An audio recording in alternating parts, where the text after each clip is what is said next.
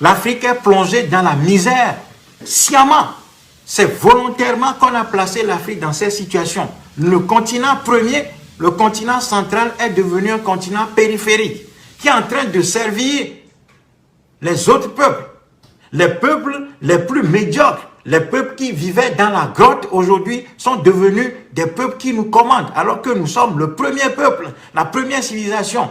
Le peuple historique par excellence, nous sommes devenus un peuple relégué au rang de serviteurs de l'humanité. On nous a exclus de l'histoire et on a placé à la tête de l'Afrique des petits tyrans qui amusent la galerie, qui massacrent le peuple selon les circonstances et nous regardons faire.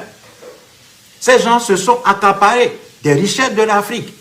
Les richesses de l'Afrique nourrissent le monde depuis 3000 ans maintenant.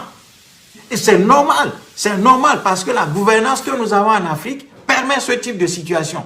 Les richesses de l'Afrique alimentent les autres peuples. Le sang de l'Afrique alimente les autres peuples depuis 3000 ans maintenant.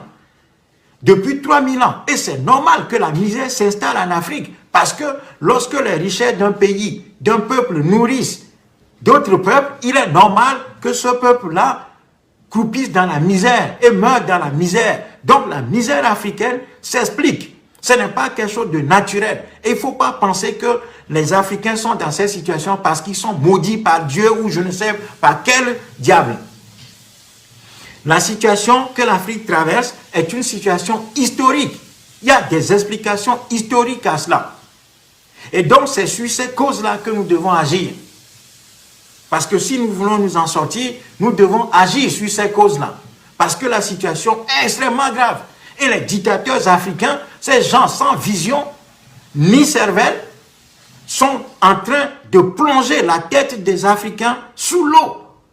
Voilà. Parce que ces gens-là sont armés, sont pourvus de pouvoir pour détruire le continent africain. Et ces gens ne feront jamais rien pour sauver l'Afrique. Ces gens ne feront jamais rien. Les élites coloniales ne peuvent pas sauver un pays colonisé. Les élites coloniales sont fabriquées pour servir la colonisation. C'est pour cela que nous disons toujours que les Africains se trompent en faisant confiance aux élites soi-disant africaines. Il n'y aura pas de salut pour l'Afrique avec ces gens-là. Ces gens-là, ce sont des outils de la colonisation. Donc les Africains filent du mauvais coton en pensant que si on vote demain pour quelqu'un qui vient du FMI, de la Banque mondiale, ou je ne sais quelle banque internationale, ou bien professeur d'université, ou je ne sais quoi, si on vote pour ces gens-là, l'Afrique va diminuer sa misère. On se trompe, parce que ces gens-là, ce sont des fabrications du système colonial pour que la domination de l'Afrique puisse continuer. Donc, il faut faire radicalement autre chose. Il faut qu'on se tourne vers nos paysans, vers nos anciens, vers des gens qui ne sont pas pervertis par l'école coloniale, qui ne sont pas déprogrammés et reprogrammés ensuite par l'école coloniale. C'est là que se trouve la solution pour l'Afrique.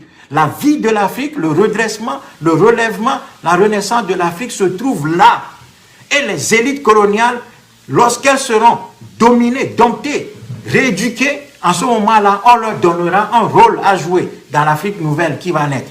Mais pas avant.